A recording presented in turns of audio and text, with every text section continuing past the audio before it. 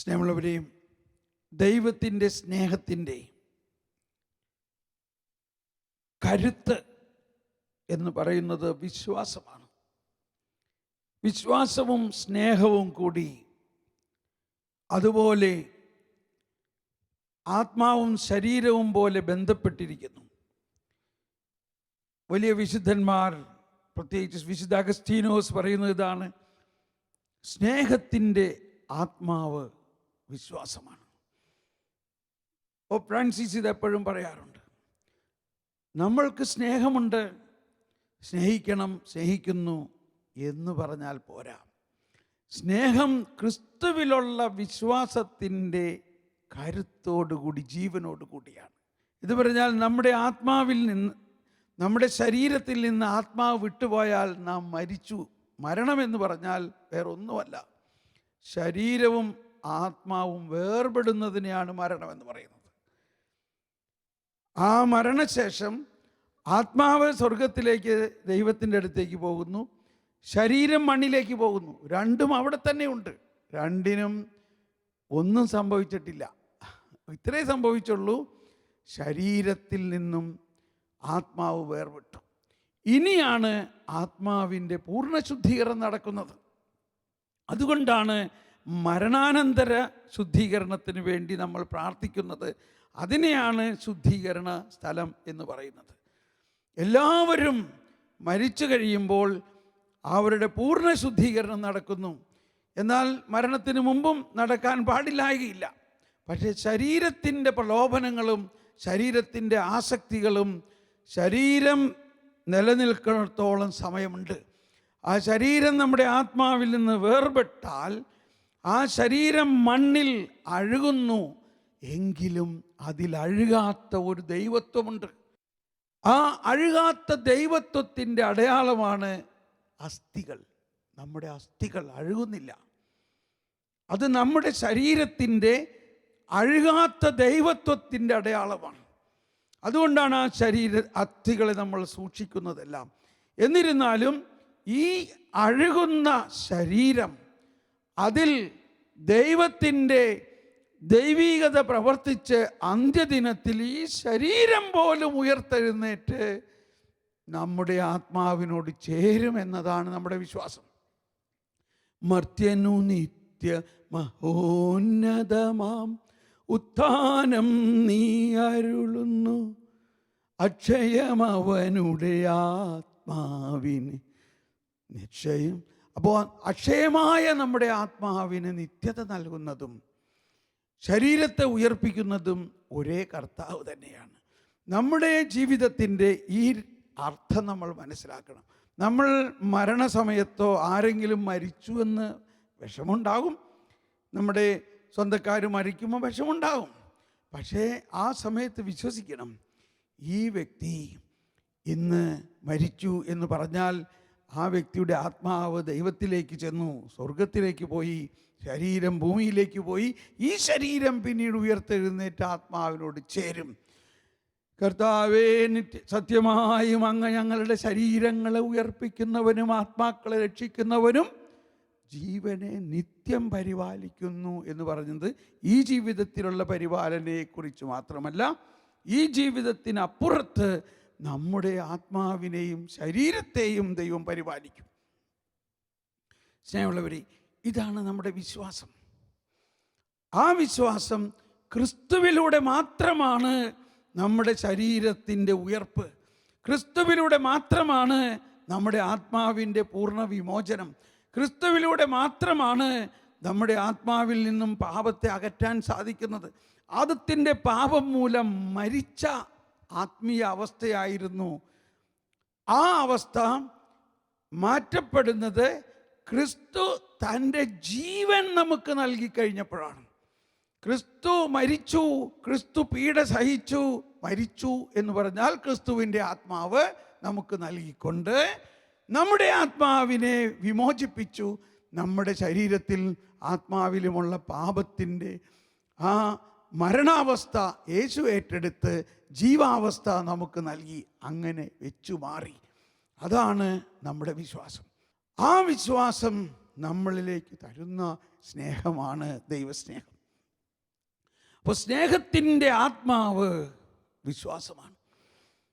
അങ്ങനെയുള്ള വിശ്വാസത്തിലൂടെ നമ്മൾ ഇനിയും വളരണം. അങ്ങനെയുള്ള വിശ്വാസത്തിലൂടെ സുവിശേഷത്തിൽ നമ്മൾ പല സംഭവങ്ങൾ കാണാം. ഇവിടെയും നമ്മൾ കാണുന്നത് അക്രൈസ്തവരായിട്ടുള്ളവരാണ്. ഒരു വിജാതീയനായ ശതാധിപൻ, സെഞ്ചൂറിയൻ എന്ന് പറഞ്ഞാൽ, ശതാധിപൻ എന്ന് പറഞ്ഞാൽ ശതം, 100 പട്ടാളക്കാരുടെ മേധാവി, പട്ടാള മേധാവി, ശതാധിപൻ. റോമ ഗവൺമെൻറ്റിൻ്റെ ആളാണ്. അയാൾ വിജാതീയനാണ്. അയാൾ ക്രിസ്ത്യാനിയല്ല, അയാൾ യഹൂദനുമല്ല. ഈ ശതാധിപൻ യേശുവിനെ കുറിച്ച് കേട്ടിട്ടുണ്ട്. യേശുവിനെ കുറിച്ച് കേട്ടപ്പോൾ ഇയാൾ വിശ്വസിച്ചു. എങ്ങനെ അയാൾ വിശ്വസിച്ചു? അതാണ് നമ്മൾ മനസ്സിലാക്കേണ്ട അടുത്തത്. വിശ്വാസം ദൈവത്തിൻ്റെ ഒരു ദാനമാണ്. അത് ക്രിസ്ത്യാനിക്കോ യഹൂദനോ വിജാതീയനോ എന്നോ യാതൊരു വ്യത്യാസവുമില്ലാതെ ദൈവം എല്ലാവർക്കും നൽകപ്പെടുന്നു. നോക്കൂ, ഈ വിജാതീയനായ ശതാധിപൻ അങ്ങ് ദൂരെ നിന്ന് ഒരു ദിവസം മുഴുവനും യാത്ര ചെയ്ത് യേശുവിനെ കാണാൻ വന്നിരിക്കുകയാണ്. യേശുവിൻ്റെ അടുത്ത് അയാൾ ഉണർത്തിക്കുന്നു, ഇതാണ് എൻ്റെ ഭൃത്യൻ, മാരകമായ രോഗം പിടിച്ച് കിടക്കുകയാണ്. ഉടനെ ഈശോ പറഞ്ഞു, ഞാൻ വന്ന് അവനെ സുഖപ്പെടുത്താം. കണ്ടോ ഈശോയുടെ കരുണ. അവൻ ക്രിസ്ത്യാനിയല്ല, അവൻ യഹൂദനല്ല.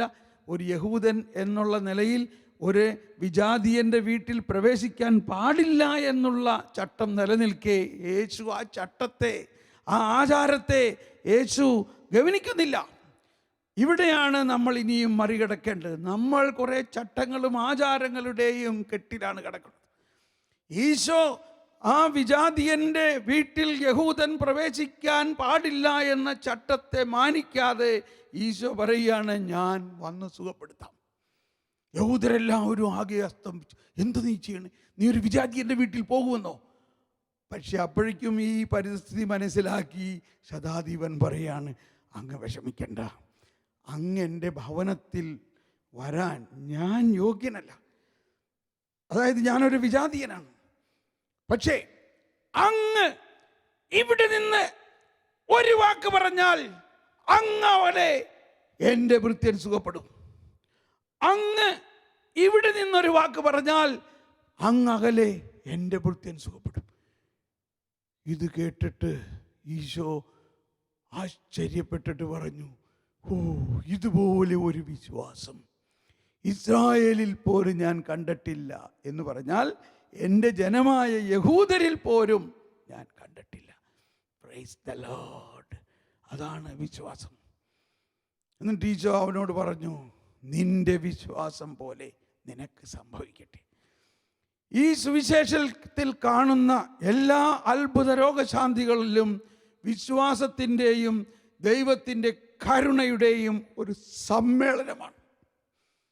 ഈ ശതാധിപൻ യേശുവിൽ വിശ്വസിച്ചുകൊണ്ട് വരുന്നു. യേശു അവനോട് കരുണ കാണിക്കുന്നു. യേശു ഒരു ചട്ടവും അവിടെ പറയുന്നില്ല. നീ ഒരു ശതാധിപനാണ്, നീ മാമോദീസ സ്വീകരിച്ചിട്ടില്ല, നീ ഒരു വിജാതീയനാണ്, നീ വലിയ പാപിയാണെന്ന് പറയുന്നില്ല. അന്ന് യേശുവിൻ്റെ പരസ്യ ജീവിത കാലഘട്ടത്തിൽ എല്ലാവരും പാപികൾ തന്നെയാണ്. ആരുടെയും പാപം യേശു മോചിപ്പിച്ചിട്ടില്ല. കാരണം പാപം മോചിപ്പിക്കണമെങ്കിൽ എന്ത് സംഭവിക്കണം? പാപം മോചിപ്പിക്കണമെങ്കിൽ യേശു കുരിശിൽ പരിഹാര ബലി അർപ്പിക്കണം. യേശുവിൻ്റെ പരസ്യ ജീവിതകാലത്ത് ചുരുങ്ങിയ ചിലരിൽ നിന്നും ഈശോ പറഞ്ഞു, നിന്റെ പാപം ഞാൻ ക്ഷമിച്ചിരിക്കുന്നു. ഒരു തളർവാദ രോഗിയെ ഇതാ കൂര പൊളിച്ച് 4 പേർ താഴോട്ടിറക്കുന്നു. യേശു മുകളിലോട്ട് നോക്കുമ്പോൾ എന്താ, കൂര പൊളിച്ച് തലയിലെല്ലാം ഓടും കഷ്ണമൊക്കെ വീഴണു. യേശു പറഞ്ഞു, നോക്കുമ്പോൾ അതെന്താ അവരവിടെ ചെയ്യണേ? ആ 4 പേരുടെ കണ്ണുകൾ ഇങ്ങനെ തിളങ്ങുകയാണ്. ഇതാ ഒരു തളർവാദ രോഗിയെ താഴോട്ടിറക്കുന്നു. അവൻ തളർന്ന് ഇങ്ങനെ ഞരമ്പുകളെല്ലാം മരവിച്ച് അനങ്ങാതെ ഒരു കട്ടിലിൽ കെട്ടിയിരിക്കുന്നു. അവന് വിശ്വാസമുണ്ടോ? വിശ്വാസമില്ല. അവൻ ഏത് ജാതിയാണ്? അവൻ ക്രിസ്ത്യാനി അല്ല, അവൻ യഹൂദനുമല്ലായിരിക്കാം. ഈശോ ആ രോഗിയെ കെട്ടിയിറക്കി അവരുടെ വിശ്വാസം കണ്ടിട്ട് യേശു തളർവാദ രോഗിയോട് പറഞ്ഞു. എപ്പോഴും ഞാനിത് ചോദിക്കാറുണ്ട്. എപ്പോഴും എല്ലാവരും പറയുന്നത് ഈശോ എന്ത് പറഞ്ഞു എന്ന് ചോദിക്കുമ്പോൾ നിന്റെ പാപം ക്ഷമിച്ചിരിക്കുന്നു. തീർച്ചയായിട്ടും അത് പറഞ്ഞു. പക്ഷെ അതിനു മുൻപ് ഈശോ ഒരു ചെറിയ വാക്ക് കൂടി പറഞ്ഞു, മകനേ. ഈശോ എന്ത് പറഞ്ഞു? മകനേ, നിന്റെ പാപം ക്ഷമിച്ചിരിക്കുന്നു. സ്നേഹമുള്ളവരെ, അവൻ ഏറ്റവും വലിയ പാപിയാണെങ്കിലും ഈശോ അവനെ കാണുന്നത് പ്രഥമേക മകനായിട്ടാണ്. മകനേ. സുവിശേഷത്തിലെ ഇങ്ങനെ ഏറ്റവും ചെറിയ വാക്കുകളെ നമ്മൾ കണ്ടുപിടിക്കണം. മകനേ. അപ്പോൾ നമ്മളിപ്പോൾ മനസ്സിലാക്കിയ ആ ശതാധിപനെ കർത്താവ് പറഞ്ഞു, നീ പോയിക്കൊള്ളുക, നിന്റെ വിശ്വാസം പോലെ സംഭവിക്കട്ടെ എന്ന് പറഞ്ഞ ആ നിമിഷത്തിൽ അവൻ്റെ ഭൃത്യൻ സുഖപ്പെട്ടു എന്ന് പറയുന്നു. അതുപോലെ തന്നെ ഇവിടെ ഈ തളർവാദ രോഗിയെ താഴോട്ടിറക്കി അവരുടെ വിശ്വാസം കണ്ടിട്ട് ഈശോ പറഞ്ഞു, മകനേ, ഇതാ നിന്റെ കട്ടിലുമെടുത്ത് നീ എണീറ്റ് നടക്കുക എന്ന് പറഞ്ഞപ്പോൾ തളർവാദം കൊണ്ട് മരവിച്ച് ചലനമില്ലാതെ കിടന്ന അവനിലേക്ക് യേശുവിൻ്റെ ഉത്ഥാനത്തിൻ്റെ ശക്തി, യേശുവിൻ്റെ ജീവശക്തി കടന്നു ചെല്ലുന്നു. സ്നേഹമുള്ളവരെ, ഇപ്പോൾ ഇതാണ് സംഭവിക്കാൻ പോകുന്നത്. ഇപ്പോൾ ഈ ശ്രവിച്ചു കൊണ്ടിരിക്കുന്ന, ഈ പ്രോഗ്രാമുകളിൽ പങ്കുകൊണ്ടുകൊണ്ടിരിക്കുന്ന നിങ്ങൾ ആര് തന്നെയായാലും വിശ്വസിക്കുക. നിങ്ങൾ വിശ്വസിക്കുന്നില്ലെങ്കിൽ, നിങ്ങൾ ആർക്ക് വേണ്ടി പ്രാർത്ഥിക്കുന്നുവോ, നിങ്ങളിൽ രോഗിയായിട്ടുള്ളവർക്ക് വേണ്ടി പ്രാർത്ഥിക്കുന്ന നിങ്ങൾ വിശ്വസിക്കുമ്പോൾ വിശ്വാസമില്ലാത്തവർക്ക് പോലും സൗഖ്യം കിട്ടും. നമുക്ക് പ്രാർത്ഥിക്കാം. ഈശോയേ, അങ്ങൻ്റെ ഭവനത്തിൽ വരാൻ ഞാൻ യോഗ്യനല്ല, അങ്ങ് ഒരു വാക്ക് പറഞ്ഞാൽ മതി, എൻ്റെ ഭൃത്യൻ സുഖപ്പെടും. അതുപോലെ അപ്പോൾ ഈശോ പറഞ്ഞു, പോയിക്കൊള്ളുക, നിന്റെ വിശ്വാസം പോലെ സംഭവിക്കട്ടെ. അതുപോലെ തളർവാദ രോഗിയോട് പറഞ്ഞു, മകനേ, നിന്റെ പാപം ക്ഷമിക്കപ്പെട്ടിരിക്കുന്നു, നീ കട്ടിലുമെടുത്ത് നടക്കുക. ഹല്ലേലൂയാ, ഹല്ലേലൂയാ. കർത്താവേ, ഇതാ ഇപ്പോൾ ഈ ദിവ്യകാരുണ്യ ആരാധനയിലൂടെ ഇതിൽ പങ്കുകൊണ്ടിരിക്കുന്ന നിങ്ങളെല്ലാവരുടെയും എന്തെല്ലാം അവസ്ഥയായാലും, നിങ്ങൾക്ക് വിശ്വാസമില്ലെങ്കിലും, നിങ്ങളുടെ വിശ്വാസം കുറവായാലും, എൻ്റെ വിശ്വാസത്തിലൂടെ ഞാൻ പ്രാർത്ഥിക്കുന്നു, കർത്താവേ, ഇപ്പോൾ ഇപ്പോൾ ഇപ്പോൾ സൗഖ്യമുണ്ടാകട്ടെ. ഇതാ സംഭവിക്കുന്നു, സംഭവിക്കുന്നു, സംഭവിക്കുന്നു. വരുവിൻ, നമുക്ക് ഈ ദിവ്യകാരുണ്യ ഈശോയ്ക്ക് നമ്മുടെ ജീവിതത്തിലെ പ്രശ്നങ്ങളും കഷ്ടതകളും ബുദ്ധിമുട്ടുകളും തകർച്ചകളും രോഗങ്ങളും കടബാധ്യതകളും പ്രയാസങ്ങളും എല്ലാം സമർപ്പിച്ചുകൊണ്ട് പ്രാർത്ഥിക്കാം. ഇന്ന് നിങ്ങളുടെ ജീവിതത്തിൽ ഒരത്ഭുതം നടക്കട്ടെ.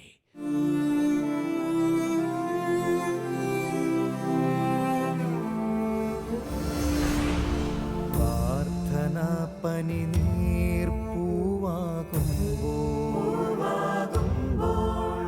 പ്രതീക്ഷ പകരും സൗരഭ്യം, പ്രകാശമരുളും ദൈവം നമ്മോട് കൂടെ, പ്രശാന്തി നിറയും ഹൃദയത്തിൽ ദൈവം നമ്മോട് കൂടെ, നമ്മോടൊപ്പം ദൈവം ജീവിത നിർവൃത്തി നൽകും നിമിഷങ്ങൾ. നന്മയിലേക്കു കുതിക്കും നമ്മൾ, തിന്മ മരിക്കും കൺമുൻപിൽ, ദൈവം നമ്മോട് കൂടെ. കാലം മാറും, ലോകം മാറും, കാരുണ്യം കൃപ പകരുമ്പോൾ മാധ്യസ്ഥ്യത്തിൻ സമയം ദൈവം മാനസതാരിൽ വാണിടും. ദൈവം നമ്മോട് കൂടെ, ദൈവം നമ്മോട് കൂടെ, ദൈവം നമ്മോട് കൂടെ.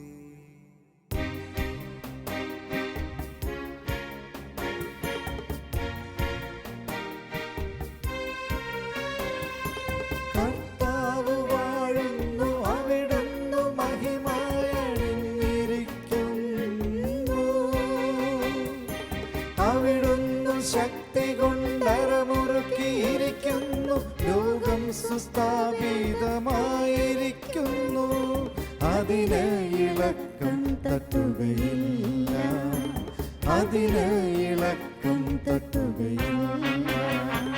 പരിശുദ്ധൻ പരിശുദ്ധൻ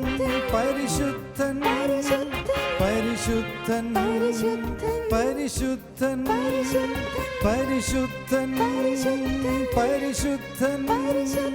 പരിശുദ്ധൻ പരിശുദ്ധൻ പരിശുദ്ധൻ. ആരാധന ആരാധന ആരാധന ആരാധന ആരാധന ആരാധന ആരാധന ആരാധന. പരിശുദ്ധനായ ദൈവം നമ്മോട് കൂടെ, സകല പരിശുദ്ധിയുടെയും ഉറവിടമായ ദൈവമേ,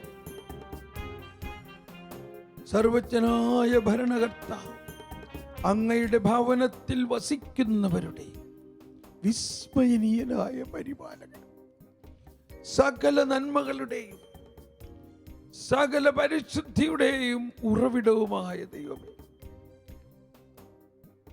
അങ്ങയുടെ സ്വഭാവത്തിനൊത്ത വിധം ഞങ്ങളെ കടാക്ഷിക്കണമേ, ഞങ്ങളോട് കരുണ കാണിക്കണമേ,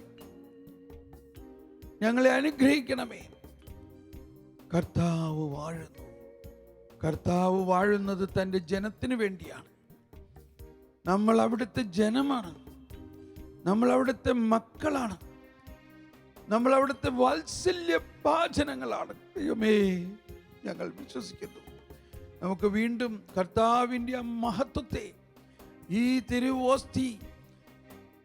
തിരുവോസ്തി, ആ മോൺസ്റ്റൻസ്, ആ അരളിക്ക, ഇതുപോലെ സുവർണത, സ്വർണം പൊതിഞ്ഞ ആ അരളിക്കയുടെ അർത്ഥം മഹത്വം എന്നാണ്. സ്വർണം എന്നതിൻ്റെ മഹത്വം എന്നാണ്. സ്വർണം ബലിവേദിയിൽ സ്വർണത്തിൻ്റെ നിറം കൊണ്ടുവരുന്നതിൻ്റെ ഒറ്റ കാരണം ദൈവത്തിൻ്റെ മഹത്വമാണ്. കർത്താവ് മഹത്വം, ദൈവം മാത്രമാണ് മഹത്വത്തിൻ്റെ സിംഹാസനത്തിലിരിക്കുന്നത്. ആ മഹത്വത്തിൻ്റെ സിംഹാസനത്തിലിരിക്കുന്ന സർവാധിപനും സർവശക്തനും സർവസ്നേഹവുമായ ദൈവത്തിൻ്റെ കാരുണ്യത്തിന് അതിരുകളില്ല. ആ കാരുണ്യത്തിന്, ആ വാത്സല്യത്തിന് പക്ഷപാതമില്ല. ദുഷ്ടൻ്റെ മേലും ശിഷ്ടൻ്റെ മേലും ഒരുപോലെ. നമ്മളെല്ലാ ദിവസവും പള്ളിയിൽ വന്ന് ആരാധിക്കുന്നവർക്കും, എന്നാൽ പള്ളിയിൽ വരാൻ സാധിക്കാതെ വിശ്വാസം ശുഷ്കിച്ചവരും ഒരുപോലെ. അതുകൊണ്ടാണ് തളർവാദ രോഗിയെ 4 പേർ കൂടി കൂര പൊളിച്ചിറക്കിയപ്പോൾ അവരുടെ വിശ്വാസം കണ്ട് ഈശോ പറഞ്ഞു, മകനെ, അവൻ പാപിയാണെങ്കിലും പ്രഥമേന അവൻ ദൈവത്തിൻ്റെ മകനാണ്. മകനെ, വരുവിൻ നമുക്ക് വീണ്ടും ഈ സങ്കീർത്തനം പാടിക്കൊണ്ട് നമുക്ക് കർത്താവിനെ ആരാധിക്കാം. ഈ സമയത്ത് നിങ്ങളെ ഓരോരുത്തരെയും കർത്താവിൻ്റെ തഴുകലിൻ്റെ അനുഭവം ഉണ്ടാകുകയും അതിനുശേഷം നമ്മൾ രോഗശാന്തിക്ക്, അത്ഭുത രോഗശാന്തിക്ക് വേണ്ടി പ്രാർത്ഥിക്കാൻ ഒരുങ്ങുകയാണ്. അങ്ങയുടെ സിംഹാസനം പണ്ടു മുതലേ ഉറപ്പിക്കപ്പെട്ടിരിക്കുന്നു. അങ്ങ് അനാദി മുതലേ ഉള്ളവരാണ്, അങ്ങ് അനാദി മുതലേ ഉള്ളവരാണ്. 93-ാം കർത്താവ് വാഴുന്നു, അവിടുന്ന് മഹിമയണിഞ്ഞിരിക്കുന്നു. അവിടുന്ന് ശക്തി കൊണ്ടരമുറുക്കിയിരിക്കുന്നു. ലോകം സുസ്ഥാപിതമായിരിക്കുന്നു. അവിടുത്തെ ശക്തി ഇതാ ഇപ്പോൾ എല്ലാവരിലേക്കും പ്രസരിക്കട്ടെ. ഇളക്കം തട്ടുകയില്ല. നമ്മളിൽ രോഗികളായിട്ടുള്ളവർ ഇപ്പോൾ ഈശോയെ നോക്കുക. ഈ ടെലിവിഷനിലൂടെ, ഈ ആരാധനയിലൂടെ ഈശോയുടെ ശക്തി, അനന്ത ശക്തി, അവിടുത്തെ പരിശുദ്ധി, ഈ വാക്കുകൾ ഏറ്റുപറഞ്ഞുകൊണ്ട് അങ്ങ് പരിശുദ്ധനാണ്, പരിശുദ്ധനായ ദൈവമേ, ഞാൻ അങ്ങയെ സ്തുതിക്കുന്നു, ആരാധിക്കുന്നു എന്ന് സ്തുതിച്ചുകൊണ്ട് ഹല്ലേലൂയ ഹല്ലേലൂയ നമ്മൾ ദൈവത്തെ സ്തുതിക്കുക. നമ്മുടെ എല്ലാ രോഗങ്ങളും, എല്ലാ ആദികളും വ്യാധികളും എല്ലാം കർത്താവ് എടുത്ത് മാറ്റുന്നു. അധ്വാനിക്കുന്നവരും ഭാരം ചുമക്കുന്നവരുമായ നിങ്ങൾ എന്റെ അടുത്ത് വരുവിൻ, ഇതാണ് ഈശോ. ഇതാ നമ്മുടെ അടുത്ത് തന്നെ വന്നിരിക്കുന്നു. ഈശോ അടുത്ത് വന്നിരിക്കുന്നു. ഈശോ അടുത്ത് വന്നിരിക്കുന്നു. സർവാധിപനായ കർത്താവ്, പരിശുദ്ധനായ കർത്താവ് നമ്മുടെ അടുത്ത്, നമ്മോട് കൂടെ, നമ്മുടെ ഹൃദയത്തിൽ ഇതാ നമ്മളെ തലോടിക്കൊണ്ട് വാത്സല്യത്തോടെ വാരി പുണർന്നുകൊണ്ട് ആലിംഗനം ചെയ്തുകൊണ്ട് മകനേ മകനേ മകനേ, ദൈവവചനമാണ് നമ്മൾ ഈ കേൾക്കുന്നത്. മകനേ, നിന്റെ പാപങ്ങൾ ക്ഷമിക്കപ്പെട്ടിരിക്കുന്നു. നിന്റെ കട്ടിലുമെടുത്ത് നീ നടക്കുക. അത്ഭുത രോഗശാന്തി. കടപ്പ് രോഗികളായിരിക്കുന്നവരെ കർത്താവ് തൊടട്ടെ. നിന്റെ കട്ടിലുമെടുത്ത് നടക്കുക. നിന്റെ കട്ടിലുമെടുത്ത് നടക്കുക. മകനെ, അത്ഭുത രോഗശാന്തി. ഇതാ അത്ഭുത രോഗശാന്തി. കർത്താവിന്റെ അത്ഭുതങ്ങൾ, കർത്താവിന്റെ സാധാരണ പ്രവർത്തനമാണ്. കർത്താവ് അത്ഭുതം നടത്തുന്നത് കർത്താവിന്റെ സാധാരണ ശക്തിയാണ്. യേശുവിനെ മരിച്ചവരിൽ നിന്നും ഉയർപ്പിച്ചവന്റെ ആത്മാവാണ് നമ്മളെ വസിക്കുന്നത്. യേശുവിനെ മരിച്ചവൻ ഉയർപ്പിച്ചവന്റെ ആത്മാവ് നിങ്ങളിൽ വസിക്കുന്നുണ്ടെങ്കിൽ യേശു ക്രിസ്തുവിനെ ഉയർപ്പിച്ചവൻ ഇപ്പോൾ കിടപ്പ് രോഗികളെ സൗഖ്യപ്പെടുത്തട്ടെ. നിന്റെ കട്ടിലുമെടുത്ത് നടക്കുക. ലാസറേ, പുറത്തു വരിക.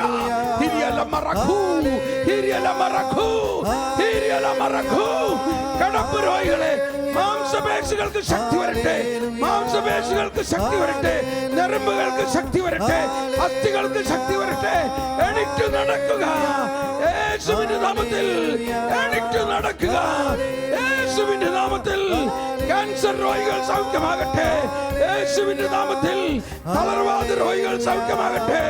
യേശുവിന്റെ നാമത്തിൽ കട്ടിലുമെടുത്ത് നടക്കുക. എണീറ്റ് നടക്കുക. മകനെ മകനെ മകനെ മകനെ മകനെ, എന്റെ വാത്സല്യം, നിന്റെ വാത്സല്യത്താൽ ഞാൻ നിന്നെ തലോടുന്നു. എന്റെ വാത്സല്യത്താൽ ഞാൻ നിന്നെ വാരിയെടുക്കുന്നു. ഓ യേശുവേ, നന്ദി യേശുവേ, നന്ദി യേശുവേ, നന്ദി യേശുവേ, നന്ദി യേശുവേ. അങ്ങയുടെ വാത്സല്യം ഞങ്ങളിൽ ഒഴുക്കണമേ. ഞങ്ങളിലൂടെ ഈ സൗഖ്യം സാക്ഷ്യപ്പെടുത്തുന്നതിന് ഞങ്ങൾക്ക് വഴി കാണിച്ചു തരണമേ. എല്ലാവരോടും ഏറ്റുപറയുന്നതിനും ഞങ്ങളുടെ കുടുംബം മുഴുവനിലും അങ്ങയുടെ രക്ഷ, ഞങ്ങളുടെ കുടുംബം മുഴുവനിലേക്കും അങ്ങയുടെ രക്ഷ ഒഴുകട്ടെ. ഞങ്ങളുടെ കുടുംബം മുഴുവനും അങ്ങയുടെ സാക്ഷിയാക്കി മാറ്റണമേ. ഞങ്ങളുടെ കുടുംബം മുഴുവനിലും കർത്താവ് വാഴട്ടെ. കർത്താവിൻ്റെ മഹത്വം ഞങ്ങളുടെ കുടുംബം മുഴുവനിലും പ്രഘോഷിക്കപ്പെടട്ടെ. ഞങ്ങളിലൂടെ അയൽവാസികളിലും ഞങ്ങളുടെ ചുറ്റുമുള്ള എല്ലാവരിലേക്കും ഇത് പ്രസരിക്കുന്നതിനും ഈ ചാനലിലൂടെ ലോകമെമ്പാടും ഇത് പ്രസരിക്കുന്നതിനും നമുക്ക് മധ്യസ്ഥ പ്രാർത്ഥന നടത്താം. ഇന്ന് മാധ്യമങ്ങളുടെ ലോകത്തിൽ നമ്മുടെ മക്കളും നമ്മുടെ കുഞ്ഞുമക്കളും മാധ്യമങ്ങളുടെ പ്രസരണത്തിൽ വലയിലാണ്. അതിൽ നിന്നും അവർക്ക് ദൈവിക രഹസ്യങ്ങൾ അറിയുന്ന മാധ്യമത്തിലൂടെ തന്നെ ദൈവിക രഹസ്യങ്ങൾ അവർ അറിയുന്നതിനും ദൈവത്തിന്റെ അനുഗ്രഹം ലഭിക്കുന്നതിനും അവർ മറ്റു മാധ്യമങ്ങളിൽ നിന്ന് പിരിയട്ടെ. അശുദ്ധ മാധ്യമങ്ങളിൽ നിന്ന് പിന്തിരിയട്ടെ. മാധ്യമങ്ങളുടെ വിശുദ്ധീകരണം, മാധ്യമ പ്രവർത്തകരുടെ വിശുദ്ധീകരണം, മാധ്യമ പ്രവർത്തകരുടെ ഹൃദയം വിശുദ്ധീകരിക്കപ്പെടട്ടെ. അവരുടെ ഹൃദയത്തിൽ നല്ല ആശയം ഉയരട്ടെ. അവരുടെ ഹൃദയത്തിൽ നല്ല ആശയം ഉയരട്ടെ. കുഞ്ഞുങ്ങൾക്ക്, നമ്മുടെ വീട്ടുകാർക്ക്, കുടുംബങ്ങൾക്ക് അഭിരുചി പകരുന്ന, വിശ്വാസം പകരുന്ന ഞങ്ങളുടെ വിശ്വാസം വർദ്ധിപ്പിക്കണമേ. വീണ്ടും നമുക്ക് ഈ സങ്കീർത്തനം തന്നെ പാടാം. 63-ാം സങ്കീർത്തനമാണ് ഇത്. പാടുമ്പോൾ ഈശോയുടെ മഹത്വത്തിനെ കുറിച്ചുള്ള മുൻകാല പ്രഖ്യാപനമാണിത്. ഈശോ വരാനിരിക്കുന്ന മഹത്വത്തിന്റെ രാജാവിനെ കുറിച്ച് 1000 വർഷങ്ങൾക്ക് മുമ്പ് എഴുതിയിരിക്കുന്നത് നമ്മളിപ്പോൾ അവരോടൊപ്പം ചേർന്ന് പാടുന്നു. സംഭവിച്ചു കഴിഞ്ഞിരിക്കുന്നു. ഇനി വരാനിരിക്കുന്ന മഹത്വത്തെ ഉൾക്കൊണ്ടുകൊണ്ട് മധ്യസ്ഥ പ്രാർത്ഥനയായിട്ട് ഇസ്രായേൽ ജനത്തിന്റെ മധ്യസ്ഥ പ്രാർത്ഥനയോടൊപ്പം, സഭ മുഴുവന്റെയും മധ്യസ്ഥ പ്രാർത്ഥനയോടൊപ്പം നമുക്ക് പ്രാർത്ഥിച്ചുകൊണ്ട് ഈ മീഡിയയിലൂടെ, ഈ ചാനലുകളെല്ലാം, എല്ലാ ചാനലുകളും യേശുവിന്റെ മഹത്വത്തിനായി തുറക്കപ്പെടട്ടെ. യേശുവിന്റെ മഹത്വം, യേശു രാജാവാണ്, യേശു സർവാധിപനാണ്. കർത്താവ് വാഴുന്നു, അവിടുന്ന് മഹിമണിഞ്ഞിരിക്കുന്നു. അവിടുന്ന് ശക്തി കൊണ്ടരമുറുക്കിയിരിക്കുന്നു. ലോകം സുസ്ഥാപിതമായിരിക്കുന്നു. അതിന് ഇളക്കം തട്ടുകയില്ല. അതിന് ഇളക്കം തട്ടുകയില്ല. കർത്താവ് വാഴുന്നു, അവിടുന്ന് മഹിമയണിഞ്ഞിരിക്കുന്നു. അവിടുന്ന് ശക്തി കൊണ്ടരമുറുക്കിയിരിക്കുന്നു. ലോകം സുസ്ഥാപിതമായിരിക്കുന്നു. നമുക്ക് കർത്താവിനെ ആരാധിച്ചുകൊണ്ട് കർത്താവിൻ്റെ മഹത്വം നമ്മൾ ദർശിച്ചുകൊണ്ടിരിക്കുകയാണ്. അതിൻ്റെ വ്യക്തിപരമായ തലോടൽ നമ്മൾ അനുഭവിച്ചുകൊണ്ടിരിക്കുകയാണ്. തളർവാദ രോഗികൾ പോലും സൗഖ്യപ്പെട്ടുകൊണ്ടിരിക്കുകയാണ്. വിശ്വസിക്കുന്നു ഈ ശുശ്രൂഷയിലൂടെ അനേകം കുടുംബങ്ങളിൽ തളർവാദ രോഗികൾ, തളർന്ന അസ്ഥികൾക്ക് സൗഖ്യം കിട്ടിക്കൊണ്ടിരിക്കുന്നു. TV ചാനലിലൂടെയും യൂട്യൂബിലൂടെയും ഈ ഹോളി ഫയർ വീണ്ടും വീണ്ടും കണ്ടുകൊണ്ട് വീണ്ടും വീണ്ടും ഈശോയുടെ ഈ സൗഖ്യത്തിന് വേണ്ടി നമുക്ക് പ്രാർത്ഥിക്കാം.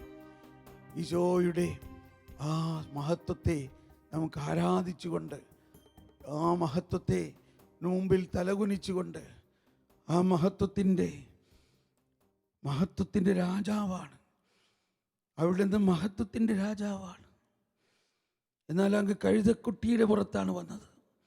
എന്നാൽ അങ്ങ് അപ്പത്തിൻ്റെ രൂപത്തിലേക്ക് ആയി ചുരുങ്ങി എളിമപ്പെട്ടിരിക്കുന്നു.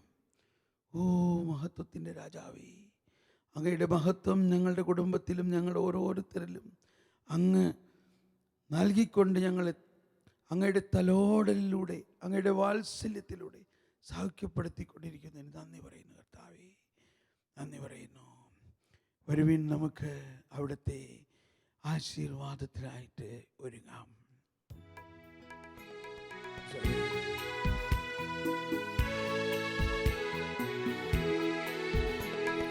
സ്വർഗത്തിൽ നിന്നാഗതമാ ജീവൻ നൽകുമൊരപ്പം നീ, മർത്യനു മുക്തി പകർന്നരുളും നിത്യമഹോന്നതമപ്പം നീ, നിത്യമഹോന്നതമപ്പം നീ. മാനവരേ മോദമോടെ നാഥനെ വാഴ്ത്തി പാടിടുവിൻ. ദൈവത്തിൻ പരിപാവനമാ സന്നിധി ചേർന്നു വണങ്ങിടുവിൻ. സന്നിധി ചേർന്നു വണങ്ങിടുവിൻ.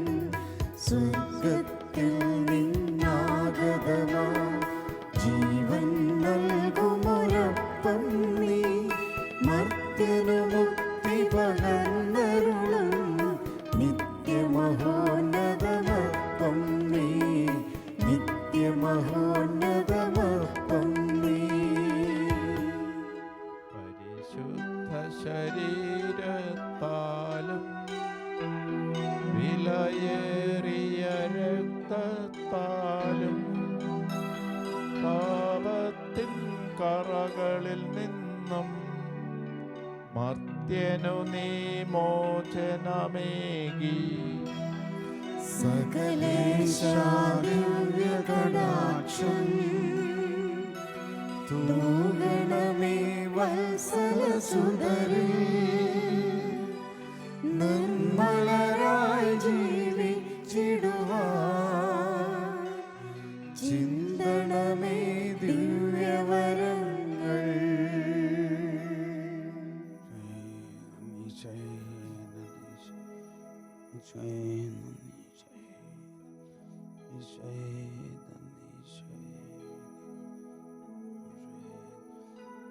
പരിശുദ്ധ പരമദിവ്യകാരുണ്യത്തിന്,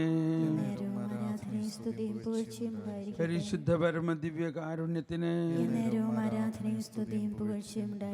പരിശുദ്ധ പരമദിവ്യകാരുണ്യത്തിന്.